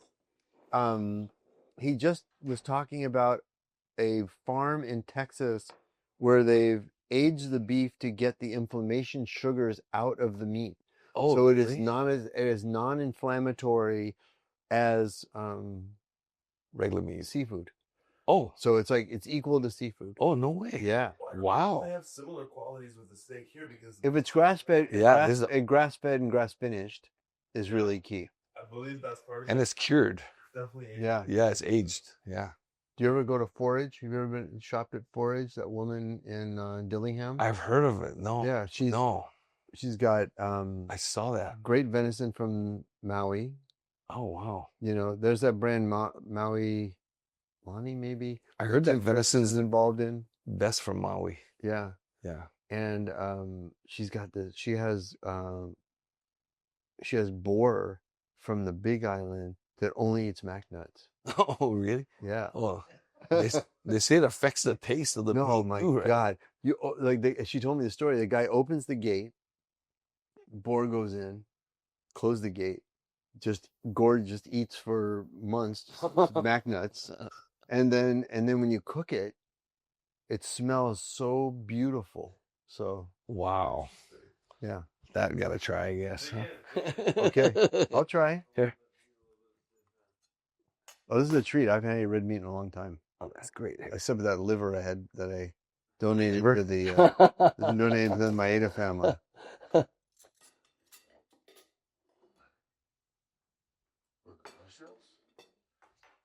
Anything else? Mushrooms. Anything? Yeah, we got, looks like mushrooms, a steak. They didn't even tell us what they brought. There's gotta be pork loins, Shucks. Donna. No, I think that's calamari. I Oh, think. calamari. You know, when you decided you were talking about how you bet on people, but there must have been something like in Zuckerberg besides what you already talked about, how you bet on people. Yeah, I mean, this guy he's an incredibly smart guy, right? Mhm. And I met him, he was 20 years old. And, you know, I said, well, what is it you want to do? He goes, you know, I want to build tools that help the world become more open and connected. And to me, that's been pretty much our mission statement as a company since I've been there. And I think mission-driven companies are powerful. Yeah. You know, and I think to be at that age, to understand, to be super focused on your mission, and what it did when you have a mission like that, it lets you avoid all the other noise, right? So listen, there's a Google is much different point of view. You know, Google is more of a process-driven company. They can do self-driving cars, and they can do YouTube, and they can do search, and they do all of it very well, and build hardware, and they do it all very well. We were about building tools to help the world connect. And to me, that was everything. Like, you know what? There is so much stuff in the world internet stuff was blowing up, you know, all over, like consumer internet. And Mark's like, no, I'm going to focus on building these tools. So that's me. To me, that was the thing that appealed to me the most. I'm an optimist and a technologist. So, you know, there was, like, I tend to see the dopeness in things, not the whackness. There was a movie called The Whackness, and this is like, right? You know, so I try to find the dopeness. I think, listen, I see the way people are using AI now to do things. I mean, listen, guys I know who will say to me, hey, I really don't know how to write this letter, and I used Llama 4 to help me write this letter. You know, or, you know, I write occasionally for Esquire magazine, and some of the people at Esquire are like, you know, it feels like AI is going to take our job. I'm like, you know, it's all about the prompts. So if you have expertise in, let's say you're a photo editor, and you say, I'm going to do a photo shoot of Adrian Brody in San Moritz in a I'm making this up, in a fur coat, standing in front of a Ferrari, right? Now, if you pre-AI, if you're going to do that, you'd have to either have an illustrator do that for you. You'd have to go to San Moritz, find the car, you know, get a guy that looks like Adrian Brody to stand in front of it, and then bring it back to your editor and say, listen, this is what I want to do. Now with AI, we could all do that. Yeah. So I think these are really powerful tools. Yeah. And I think some of the things that are going to happen to help make your life more simple is great. You know, think about it now. We've lived with this model of apps and a phone for a very long time, 15 years. Yep.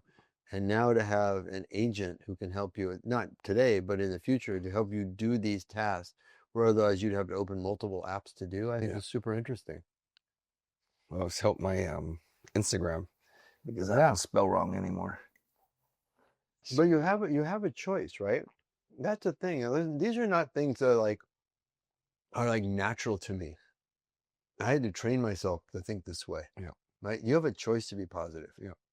Right? Yep. You make it. That's a conscious choice. Mm-hmm. The other thing, and my wife is just wonderful, but she's like, your thoughts aren't real.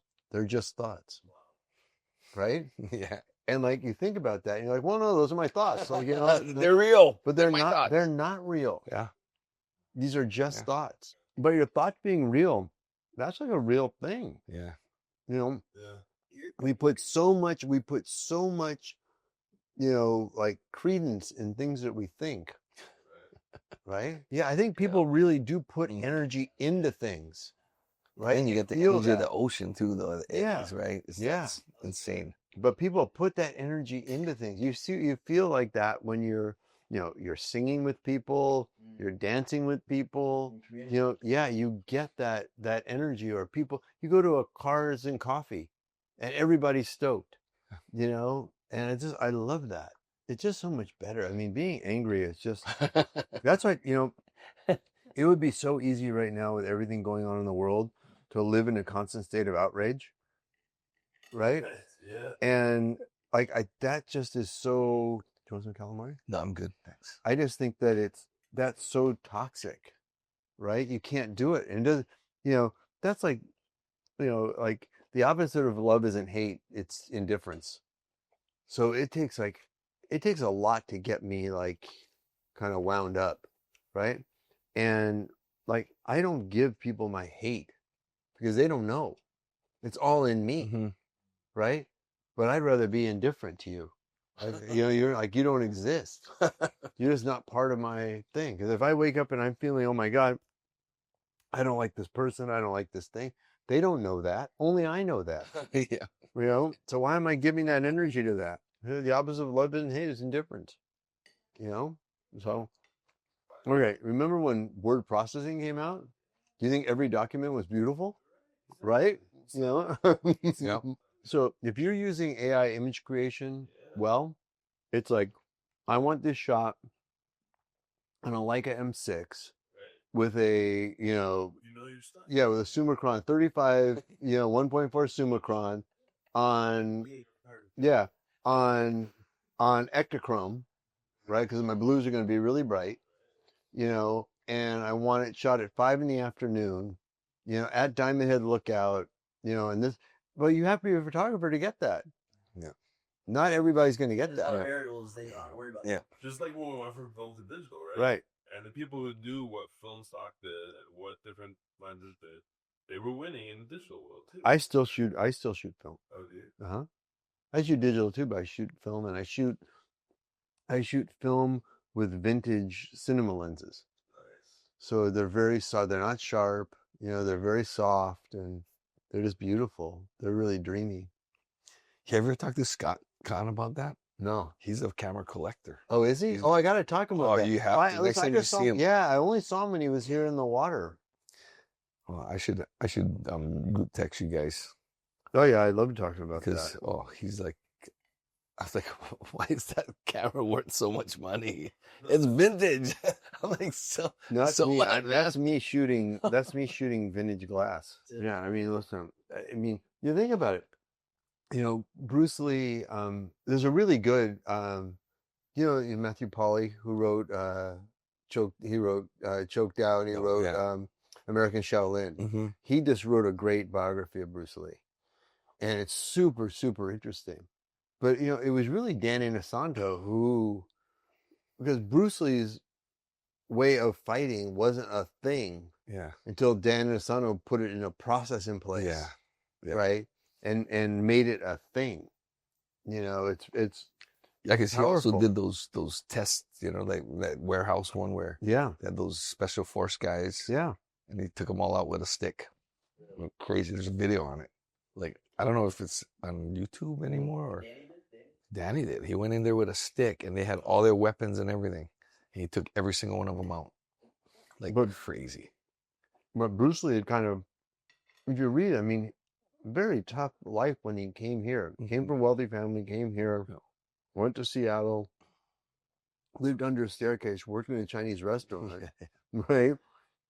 And then when he comes to LA, it's really Dan Inosanto who helps him make this thing powerful. And then you think about it, here's like this icon of a sport, right, that he invented. You got Dan, and then Burton.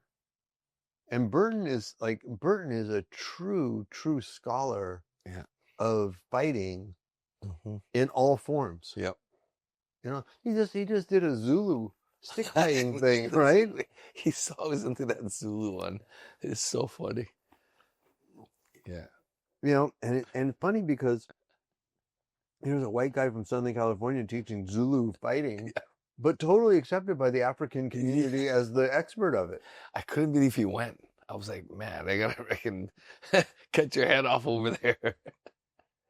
No, I was at his house the other day. He's got two like cowhide shields. You know? So cool. It's funny when he was living in a small apartment in Hermosa Beach. Yep. I went to his house once and he had like all those things, like all of that collected.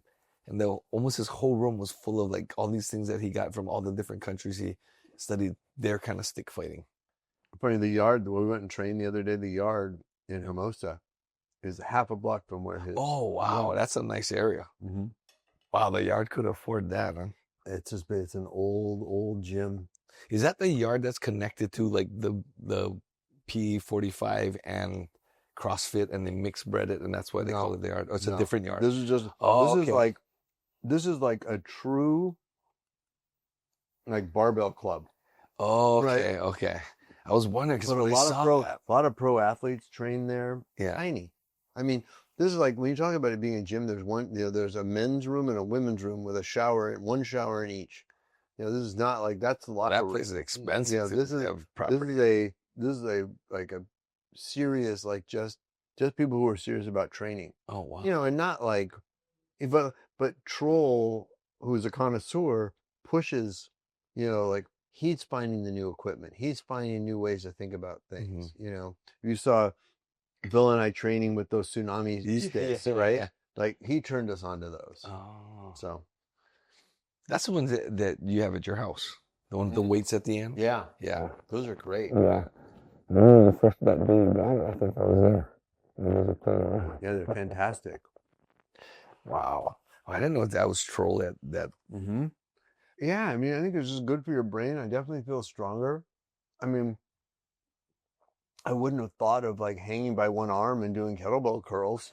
That would not something I would have come up with on my own. The last time we went to work out, you guys told me to do the pull-ups like this. Yes. I've been doing them like Yeah. I can do more now. Yeah. Oh, good. Instead of balling your Yeah. Don't jam it under there. Yeah. Just relax it. Yeah, I do I can do 3-minute hang this way. I try to get to 2 minutes, just fingertips. Oh, you're building that. Yeah. And then the one arm hang curl. You been doing that? Yeah. That's what I do with Bill. That's good. That's a good one. Yeah, I don't have the ice plunge yet. Yeah. I have my sauna. Well, we got that thing at my gym right now. You got to try because it's definitely a longevity. Who makes it? It's this company in Japan that's making it, but they've been into those force field type, you know, the gravity, the earth gravity. Right. Because 35 years ago, I went to school in Japan to understand that, and I brought back these. It's like magnets, sort of, and it's electromagnetics, and it circulates the blood, and it gets everything moving better. And I brought it back for athletes because I was like, oh my gosh, this is going to be unreal. But it turns out with all people that had strokes, their hands would be curled. Right. And so through that machine and working out, I could get their arms to be straight again. Wow. And then they didn't need the cane. They could walk straight. It's amazing. And this is a 35 years of advancement, like unreal. So it's I don't know. I just heard about it. The guy was happening to be in Hawaii. And so my daughter, who's in Japan, was like, Dad, this is exactly what you used to do. But that's what Katsu, same thing. Yeah. Because Katsu started in Japan for with the cuffs. Older people who couldn't, they couldn't lift weights. Yeah. But you can actually do a lot of work, with no weight. So then, then it's evolved into this thing. I busted 2 toes training. It's just a pain, as you know. Right now it's broken. Yeah. Oh, you got to try it. So affects your feet so immediately. I've been using Katsu for that. I've been standing on the power plate. I've been using the shift. I really think vibration therapy is powerful. Yeah, because same thing. Oh, you got to try this. What about exosomes and that kind of thing? Have you tried any of I that? haven't. I've been looking into it. There's a place here, Superhuman, that's been into it. I talked to the doctor they bring in from California, Right. but he only comes in because he's the only one that's able to do the procedures. But I've been in touch. In fact, the guy's a surfer. The guy who owns Superhuman. Wow. So I've looked into it, but in Japan they're good. Yeah. No, the guy here isn't. So they bring in this doctor from California to do those. But in Japan, the thing's big. I mean, I think it must work. But this thing is really big in Japan. It's only been out for 2 years, this particular machine. And Taiwan, Singapore, and Japan, it's just like going gangbusters. I mean, like, is it a consumer device or something for the gym? It's a consumer device, but it's tied. The way they tied this thing in is they actually made it a multi-level thing, which sometimes multi-level, I don't like multi-level, but they always have good products. A lot of times they have good products. And this one isn't a true multi-level because you don't have to keep putting in money every month. Right. It's like you buy this product, you're in. How much is the machine? The cheap one is $1,000 and the more expensive one is $1,500. So it's not that cheap. No. I mean, not that expensive. No. It was funny because one of the foil boarders, I was telling him about it today because he was like, oh man, from yesterday, my legs. I said, oh, you got to come to my gym and try this machine. And, we're talking about longevity and health. And I said, yeah. He goes, how much is the machine? I said, it's kind of expensive. It's $1,000. He goes, $1,000 for your health? Are you kidding me? He goes, so much people like they, they put a price on their health. And he goes, my uncle's a billionaire. And you know what? He's not healthy. He can't even enjoy his money. All he does is stay in his house all day long. Health is wealth, right? Yeah. That's true. So I always preach that. But, when I run into people like that, and he goes, oh yeah, my grandfather, he developed this. He just had a stroke. He's got millions and millions of dollars. He can't do anything with it. I get to the point now when I get injured, like with the whole toe thing. Yeah. And then that's when I start spiraling. Oh my God, my toe, it's not going to heal. Then I won't serve. And, right? So that's... that makes it even better for you to try this thing. I think the Katsu really helped, and I think the power plate really helps. Yeah, for sure. The Katsu does this. I mean, they got all the studies now, right? The Katsu, does it have a pump? How do you... It actually has like integrated. The pump is actually integrated in the band now. Is it connected to your phone? Or? Yeah, connected to your phone. Okay, that's the one. Yeah, but mine, I got to... Yeah, I've had that before, but you can't get to the right. Yeah. It's very hard to get to the right. Super hard. What's nice about this is, and what they found now with Katsu, it used to be, okay, get to a certain level, train. Yeah. And then for recovery, do the cycle. Now they're all about the cycle. Oh, wow. Just have it run through the cycle while you're working out. So it's like tight. Release, I like that. Tighter release. Yeah, it's good. Come try it. Funny, because I used to use the rubber. Right. And tie it before, but you can't get it perfect. No, and then it's a little dangerous. I actually should I should pick up those. Where do they? I'll introduce you to the guy who's the Stephen Munatonis who runs it. Oh. They're in Huntington Beach. Oh, wow. Yeah, I should get a pair because the one I have right now is the pump. I use it all the time. When I was in Japan, I had breakfast with the inventor. My guy's in his 70s, like, big dude. Wow. Oh, that'd be cool. Yeah, I'll hook you up with the guy. Oh, that'd be great. Yeah, because I do a lot of training with that. Because it helps with my lactic acid threshold, right? And foil boarding, man. My legs burn so bad. I say, if I can just last one more second, get on this wave, I can relax. You propeller guy or no propeller? No, I'm not a propeller. They call me. I see him in front of my house. Yeah. I see these guys and they're standing there. All of a sudden they're up on foil. I'm like what? Like, how? Because they're way out. I can't really see what's going on. Yeah. A lot of them come. I like when they come downwinding with me and then one day what was it? One of the days I was so tired and I was out by the Diamond Head buoy Right. and I was laying down. I was like, kept looking up. And I was like, frack. And I was paddling one hand. And then one of them came by and I go, how much battery you got? He goes, I got 75%. I said, you gotta do me a favor. He goes, what? I go, let me hold your ankle. Told me in. So he told me into Sui's. Right. And I was like, I was good. I caught away from there and I made it all the way back to the outrigger. But I was like, I couldn't paddle that far. That's a beautiful thing. The downwind stuff is so beautiful Yeah. to watch. It's amazing, like when you feel it, you know. It's like you catching 1,000, 1,000-foot wave, like 1,000 feet, right? Yeah, Like, isn't that great? it's the same. I bet you it's the same feeling. Yeah, just that magic, Yeah. that moment of getting on. And I ride these boards, these big boards with 2.5 inch, 2.25 inch fins, Yeah. Oh, they're small fins. tiny fins, because the board has so much rail, and so I want no drag. So no leash, tiny fins, sharp rail, and then there's just no drag. Oh, interesting. I don't think I've seen that. Oh, it's board great. before. Wow. Yeah. Really cool. That glide, like when you're flying on a foil board, it's like you're in this bubble. So like it's almost like there's nothing in this world happening right now except what I'm feeling. Right. Must be the same. It's just, and that's what's so cool. I mean, I kind of made a decision, like, I'm either going to surf or I'm going to foil. And I've only got so many waves left, Yeah. So, like, I'm just going to stick to surfing. But I Yeah. went with Leo, Yeah. which is like a great guy to. Yeah, he's on the motor. He's on the half motor. So Yeah. He's on the motor drive. Went with him. Went to, like I said, went to Kihei Lagoon. Got kind of whipped around by him on his ski. Yeah. But getting up, that's so magical. Yeah. You're right. Get up on foil. It's a whole different beast, man. When you're at hitting the reef. Oh yeah, yeah. You know Todd Bradley too. Sure. So Todd, the other, that big swell that we just had. So Todd made this rule that if you have a motor on, regardless if it's a motor drive or a pure e-foil, Right. if you see a manual guy, you got to give him everything. Like you can't. He made this rule. Yeah, that's a good. So this one bomb set was coming and I was paddling from early and he's buzzing out.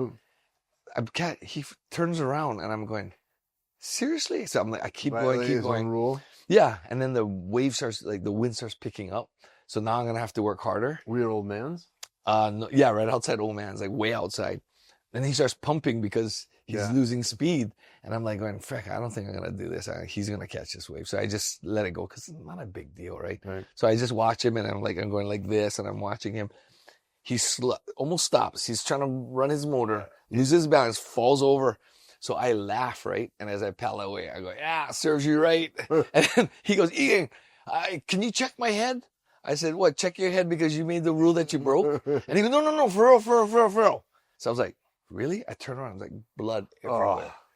And then I sit down on my board and he comes, I'm like, can you check my head, Egan? I'm like, you need stitches, you should just go in. No, check it. I need you to tell me. I'm like going, and so everyone starts crowding around and then they see how much blood's happening. Then little by little, people are taking off. Right. And I'm not even thinking like a shark. So I peel his hair like this. I open it up, I pull the hair and it's flat. Now it's like gushing blood. So I thought, you know what? Just for Todd, I'm going to make it hurt. So I put my finger in it and I rub it like this. And he starts going, did you find it? I was like, yeah, I found it. So I put my finger in and I go, it was about that long. And I said, that's about that deep, your skin. And he was like, I better go in then. I said, yeah, you better go in. And he's like, blood, like he couldn't even see out of his eye because blood was, and I look around like going, oh, there's a lot of blood. Yeah, the water had a red tint. It's like, at least I'm on a stand-up paddle. I stood up. I was like, I gotta get out of here. Nobody's around us, like not even close to us. There was a day, and I used to, when Dale Hope was living here, I'd come to town on business. You know Dale? Yeah. So I'd come to town on business, and oh God, this has got to be, let me think when it was. It's got to be early 90s, maybe. I'm coming here on business, and I always kept a board, and Dale kept it for a while, and I went to Diamond Head, looked at Diamond Head, it was beautiful, man. It was just like nobody out. And super clean. I said, I don't know what's going on. Grabbed my board, ran down there, and paddle out. There's like one Japanese guy out there. And like I see on the beach, I'm looking and like kind of not paying attention. I see kind of a boat busted up on the beach, and And then I didn't really register, but I see kind of fish in the water, right? So a guy comes jamming. I caught like a couple of good ones outside. There's like no one there, like nice little peaks. And a guy comes jamming on a Zodiac. He goes, get out of the water. Get out. What are you doing? Didn't you see the signs? I said, no, I didn't see the sign. He goes, listen, I got 3 great whites outside, tuna boat, broke up, and they're full. The sharks are full. So you better paddle in right now. And I'm like paddling in, kind of like, Yeah. just better get in. Yeah, but stupid.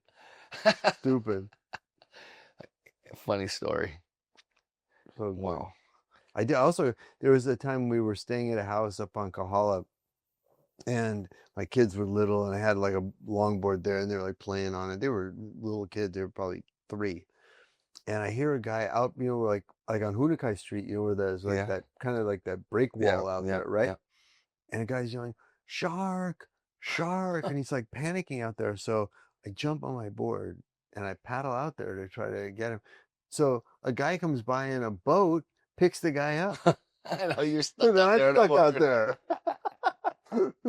I know, I'm not doing that anymore. No more rescue. Wait for the boats to come. Yeah, no more rescue. Yeah. Oh, that's funny. We got him? We're good? Okay. Thanks, guys. It was fun.